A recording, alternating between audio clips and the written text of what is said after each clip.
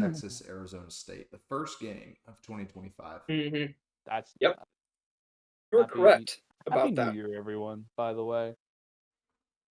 Happy New Year. Merry Christmas. Yeah, happy holidays. I don't know when this is going up, if it's up after the New Year. But Tickets. Merry late Christmas, Merry early or late New Year. Yes. Apparently, tickets for this game are as low as $1,700. Oh, wow. Wow. Vivid seats. I don't That's know a bargain how, right there. I don't know how valid. No, that's a box seat. That's stupid. $40. Fellas, low key. I was about to say. $40. 40 bucks. In Atlanta? In Atlanta. But I forgot that was the Peach Bowl. yeah. But that's like, this one intrigues me. Yeah. Damn. That's Texas 12.5-point favorite. Yeah. If it was at Tracks. noon, maybe. I don't know. I really want to see the 5 o'clock and, of course, the 9 o'clock. So I think that might be off the table. Any other year, I would consider it. Yeah. Or maybe not even any other year. But I was about to say, depending on if Georgia played New Year's Eve and the Peach Bowl is on New Year's Day, I'd probably think maybe. about it. I'd think about it. I mean, I thought there's a lot of good football on that day, though. Yeah, I thought about going to the ACC championship game if it was on a Friday, but because why not? That would have been a good game to go to. Exactly. Fun. Exactly, but it was on Saturday night, and had other things to attend to. Anyways, at Texas, Arizona State. Texas, Arizona State. Texas is a 12.5-point favorite. One. Oh yeah. Oh yeah. Yeah, the horns and the throwing gang signs. I can start. Absolutely. I'm very. Do you have an opinion? Well, I'm curious mostly. Cam Scatabo, how will he do against this Texas front? Because this Texas front has been pretty good against the run. Yeah. Against running backs not named Trevor Etienne. So I mean, I'm very perplexed because we know, Arizona State runs through Scatabo. Like you got a true freshman quarterback. So Scatabo is going to be shouldering a lot. They feel as though, cut the head off the snake. Easy picking the rest of the day. So they're going to be gunning for him. It's the same kind of deal for me. I think Texas just has the guys. And Arizona State, Dillingham's been there, 2 years? This year 2? Something like that. They're ahead of schedule. Yeah. For sure. Yeah, they are very ahead of schedule. So this is one where I'm afraid it's gonna be out of hand, if I'm being completely honest with you. I think I have more hope for Boise State, Penn State than this. Yeah. Sure. It's just like you said, Noah. Scatabo's he's a player. I'll give it to him. But Texas, you load the box. Texas has had a solid defense all year long, like you said, Noah, against anybody that's not Trevor Etienne. Mm-hmm. And they stop him. I mean, I don't know. Maybe I just haven't watched enough Arizona State football this year. Obviously, they won their conference, so they got a first-round bye, which is kind of crazy. Not saying they're bad, but no, they're not bad. Because I like them. I like Kenny Dillingham. I like Cam Scatabo. I think, obviously they murdered Iowa State in the conference championship. So they're coming off of that in a week of rest, an extra week of rest compared to their opponents. So they have momentum. I'll just be interested to see Texas's game plan offensively. I mean, they've been kind of like we were talking about Penn State a little bit. I draw a bit of a comparison there because I'm no way saying Quinn Ewers. I'm not comparing Quinn Ewers and Drew Aller. Quinn Ewers is better than Drew Aller. But with, Jaden Blue and Weisner, I believe is the other guy's name, in the backfield for Texas, they're a very run-first team. And that's been their downfall when they play Georgia, is that Georgia is able to step up with their front seven and shut that run game down, and then you force Quinn Ewers to, do it through the air, make decisions he might not usually be making in moments where he's getting pressured, and he's not very much of a mobile quarterback, so he doesn't flush out of the pocket, and he makes mistakes. So I just don't know if Arizona State's going to have the the front seven and the defensive game plan to take advantage of that weakness against Texas, and even the athletes. And if Texas gets the ground game going, it can start running play action. Um, it's not going to be pretty, in my opinion. Yeah. And We do have a common opponent. Sorry, Drew. Real quick. Go ahead. We do No, have a no. common opponent. That would be the Mississippi State Bulldogs. Week 2, or I guess week 1 or week 2. I don't know. I mean, Mississippi State could have played a week 0 game for all we know. I doubt it though. I don't think they. What's up? In Tempe, Arizona is where Arizona State plays, I think. Yeah. In Tempe, Mississippi State went down 30-23. And then 3 weeks later, they went to Austin and lost 35-13. So a little bit of commonality. I mean, they lost both games. I will say I didn't watch the Arizona State Mississippi State game. I did watch the Texas Mississippi State game, or part of it, and I do recall that being a game at halftime. Yep. The final score was what it was, but I do recall that they Texas not led fully, quote unquote, 14-6 struggled. at Yes. half. Yeah. So I mean, I think Mississippi State down the stretch.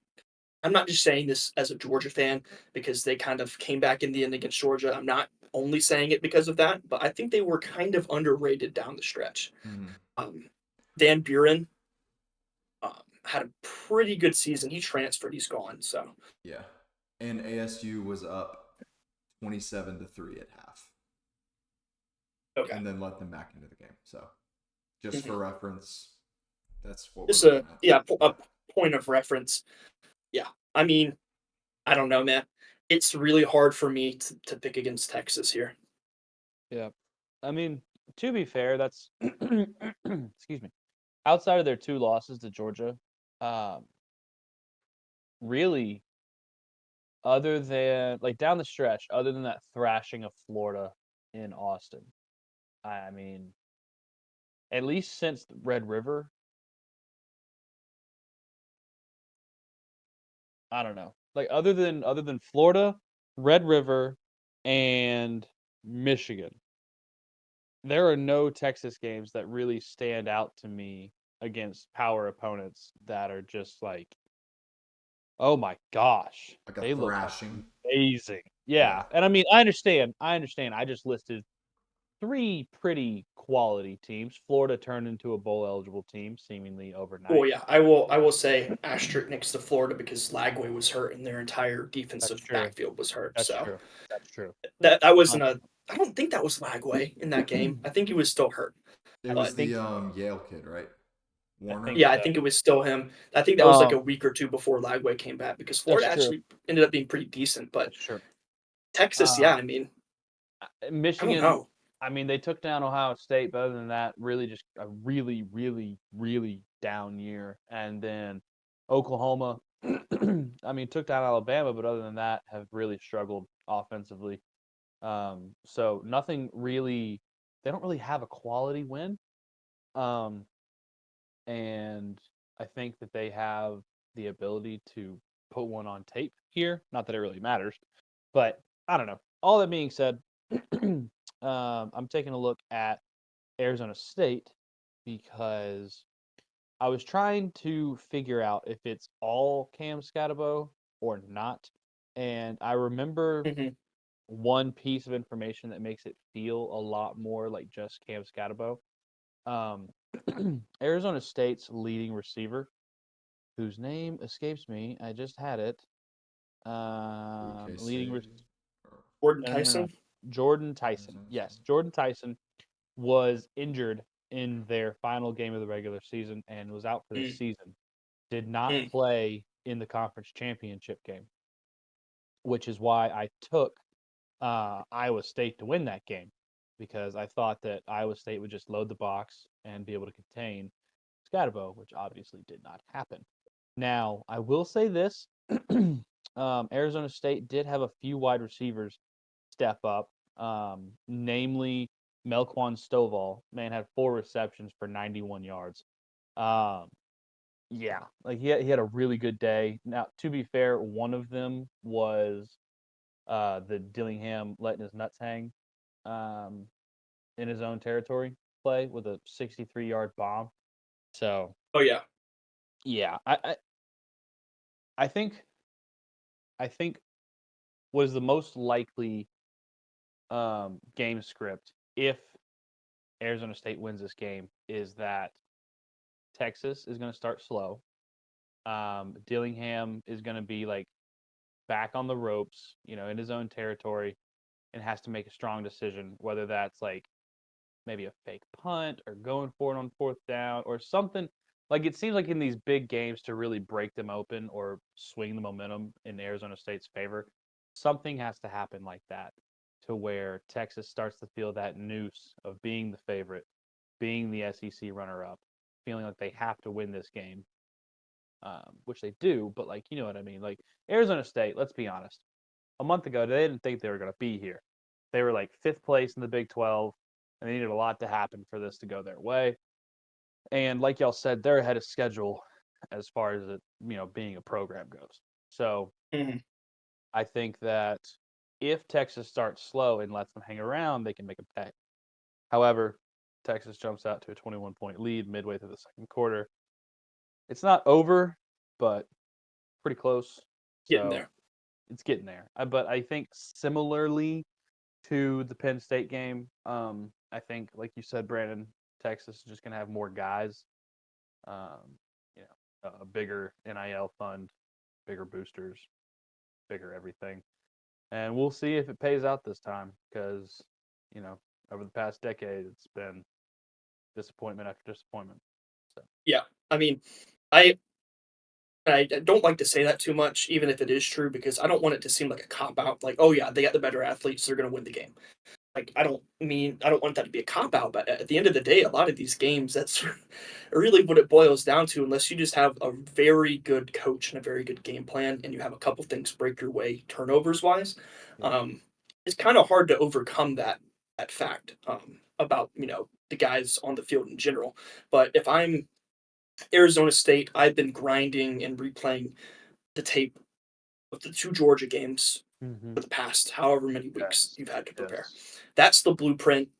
And I think the key to beating Texas, from what I've been able to gather in the 2 matchups where they've lost this year, is it starts with an elite defense, or at least an elite defensive plan. You have to stop the run. I think both Georgia games, Texas running backs are averaging like 1.5 yards per carry. Because that's where that offense starts, is on the ground. And if they can't get that going, they've got to, get deeper into their bag of tricks, and they're more likely to force something or make an error through the air. So I think that's where it starts for Arizona State. You got to play good run defense, and then also you got to get to Quinn Ewers. You can't let him have time to pick you apart because he's got weapons. I'm just genuinely worried that their defense is not good enough to do that. I'm not saying they have a bad defense, but there's weapons on that Texas offense, and if Quinn Ewers can hand off the ball to either of them, or run a quick play or something, I'm just afraid they're not going to be able to do enough on defense. If they can't play defense, they're going to have to win a shootout, and I don't think there's a situation where they go back and forth with Texas and win with a freshman quarterback. Obviously, Cam Scatabo, if they had their way, he would have he would be the focal point of their game plan, which he probably will be a big part of it. But they're going to have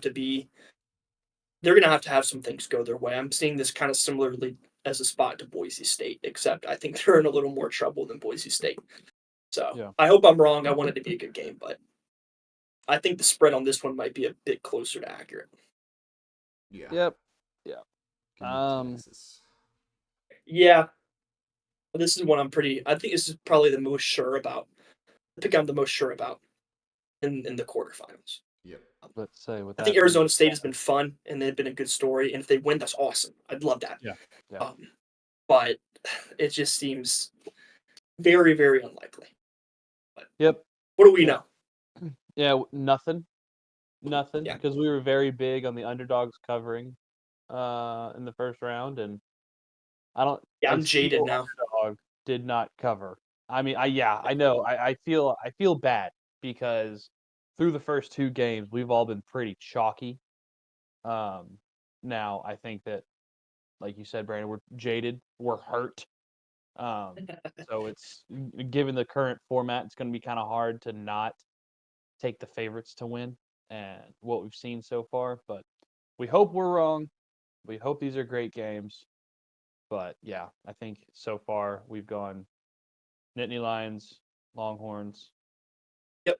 I mean, it's predictable, but I mean, at this point, I'm in the mode of I need to be proven that an underdog could win in this playoff format Yeah. Yeah. before the semifinals.